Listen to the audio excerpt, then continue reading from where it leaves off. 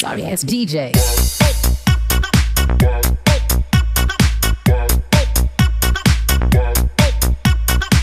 Violent Night. It is about a rich family spending time on Christmas Eve while we got some bad guys breaking into this mansion to hold them hostage to get some money out of a safe. And you got Santa Claus in the middle of all of this who needs to try his best to save this family if he can. Hey everybody, how you doing out there? And I decided to kind of change up. Instead of talking about anything horror on Christmas, I decided I wanted to talk about an action movie, this Violent Night with David Harbour as Santa Claus. And we'll see how well people will kind of respond to this one if you guys are into action movies as much as I am, because I mean I love my horror movies, I love my action movies about the same time there too, so that's why I wanted to kind of change it up. And there is a possibility that this could be my last review of the season. I might have this out and then just wish you guys Merry Christmas on Christmas Eve or Christmas Day, and then I'll end up taking my little vacation. Now for my newer people, I'll explain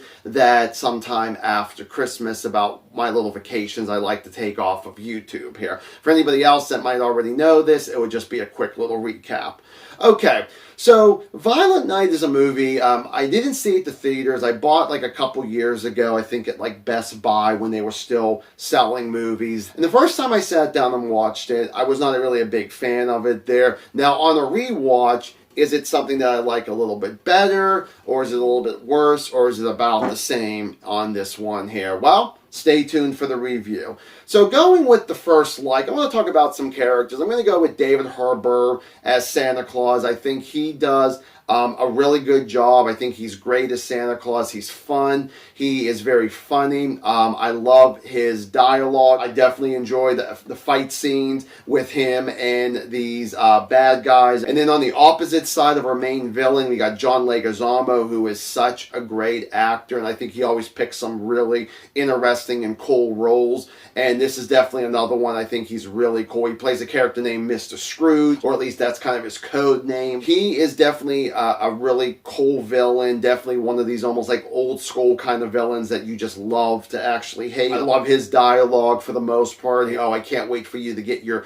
just desserts against Santa Claus at the end of this movie. Another character is you got Trudy. She is very wonderful in this movie. She's definitely one of the better kid actors, I would say, of like recent time, that she's very believable. She's a lot better than most of the adults in this, so I thought, kudos on that there. And the first time we get a chance to meet her, she actually throws out a Home Alone quote I thought actually was really, really funny. And she does kind of use a little bit of that later on there. Not just quoting stuff, but other stuff there too that we'll talk about later on. The henchmen and henchwomen with John Leguizamo, all I really want to say about them was that they were really fun. They all had some great dialogue and just great chemistry with each other. They were all on the ball of what they needed to do on their particular part. When it comes to the action scenes, I love the action scenes. I mean, my God, I think everyone is excellent. Everyone is fantastic. I'm not going to say that one tops the other, but they are all interesting one way or the other there, which is what they're supposed to do. They're supposed to kind of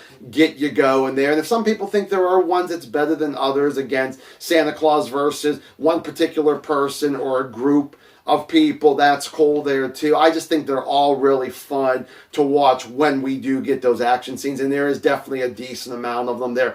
This is called Violent Night. The gore in this is very good. It is a mixture of practical gore and CGI gore, and I will say that the movie maybe takes me out a little bit with the CGI, but not as much as I actually thought it would have. I will definitely say that I like the story, even though it is a die-hard rip-off story here. This is definitely one of the better die-hard rip-offs that I will definitely say, with one guy versus a group of people in this. And there's a lot of people for Santa Claus to take out in this movie, which is really good.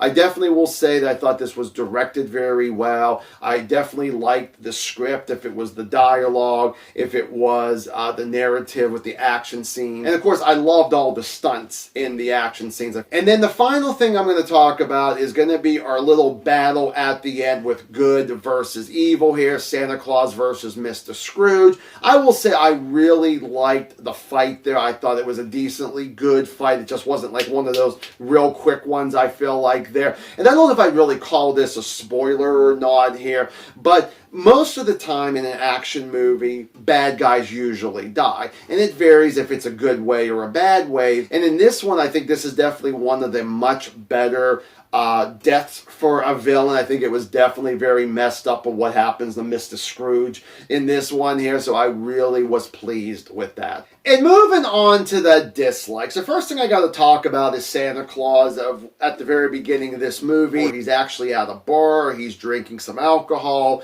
he's talking to a bartender in a mall, Santa Claus that just walks in, about how much Christmas is so much different now than whenever it was like decades ago. And then eventually he finishes up his beer, he goes up on the roof there, and the bartender actually has to chase him down and say, hey, you're actually going to the roof there. When she gets up to the roof, he's already gone with his 8 reindeer, and then he actually gets sick and he throws up, and actually throws up on her, goes on top of her head and her shoulders there, and then maybe a couple minutes later he's actually peeing off the side of the sled while it's actually moving. And I just don't want to see, even in an R-rated movie, Santa Claus is a fucking alcoholic and throwing up and pissing. You know, I don't want to see that kind of stuff. It just gets a little ridiculous for me, and it just did not actually work. Talking about the rest of the characters, which are actually the hostages, I want to talk about the main person, which is the mother, and that's actually played by Beverly D'Angelo, who is such a good actress. I love her in stuff like the National Lampoon's movies with her and Chevy Chase. And there was even an episode of Tales from the Crypt that she did where I believe she was a vampire.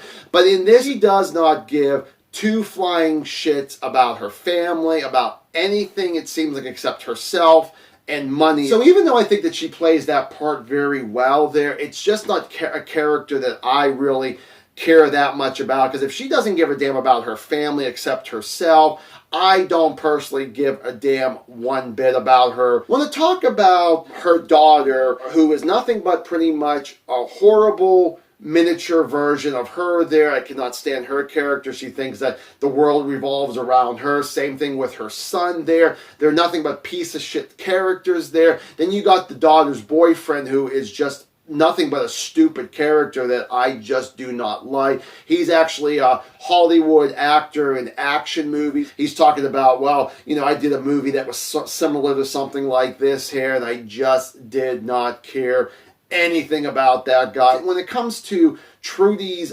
parents, which her father would be the son to Beverly D'Angelo there, I'll say this. On the first watch, I used to like their parents, but looking at it this time more as a critic, is it's so cliche where they were married at one point, they ended up having a divorce. The little girl wants to have them back together, and that's the biggest wish that she wants for Christmas. And a possibility by the end of this movie, they may or may not get back together. I was just like, and they're just boring as hell. When it comes to Santa's past, now, there is a couple times where he's talking with the little girl who actually is able to run away from all the bad guys and hide up in the attic, surprised that they never even thought about ever looking up there for whatever reason. But I do kind of like these conversations. I forgot to mention that in the likes. But he starts talking to her a little bit about what he actually was before he became Santa Claus, and I was really intrigued of what they were going to do, but they cut it off so quickly that I fucking wanted more about what he was. Like, they just give you like a little bit of a snippet, and then they show it later on, of course, him as Santa Claus, about this huge sledgehammer that he used to have, and then what he shows of what he actually can do by pretty much breaking a lot of people's bones and taking people out with this. When it comes to the special forces that's supposed to have been, workers for Beverly D'Angelo there, well, it actually, without kind of going too much into if they're actually good or bad soldiers, when I first saw this movie, I thought, oh, this is Die Hard 2, for sure here. Not only does this movie feel like Die Hard, but then they had to bring a little bit of Die Hard 2 in with the military in that movie there. And I just thought, no, these characters did not actually work for me either there. I just thought, well, they were at least decently better than the hostages. And then the final dislike is going to be the Home Alone traps. So the whole thing I mentioned about the little girl, the first time we see her, she actually says to her, she mentions to her dad about "Merry Christmas, you filthy animal," which is the line from Home Alone, that movie that Macaulay Culkin is actually watching. But when she tries to set these traps, they were definitely lower grade than what they were in the original, I want to say Halloween, original Home Alone. But the thing was, I just didn't care that much for the traps. I thought they were just really stupid. They were supposed to be ridiculous for sure, but I just did not give one damn. It's like she watches this movie and tries to rip off that movie in her, version of Home Alone. It just does not work for me, really, one bit. Violent Night, I'm going to go 2.5 out of 4 stars. Have you seen this movie? Do you like it? Do you not like it? Are you kind of in the middle with this movie? Give me a comment down below. We shall discuss it. So thank you guys so much for watching my first, that I can remember, action Christmas movie here. Hopefully you guys enjoyed it. And then I will talk to you guys when I see you. Have yourselves a good one. Bye.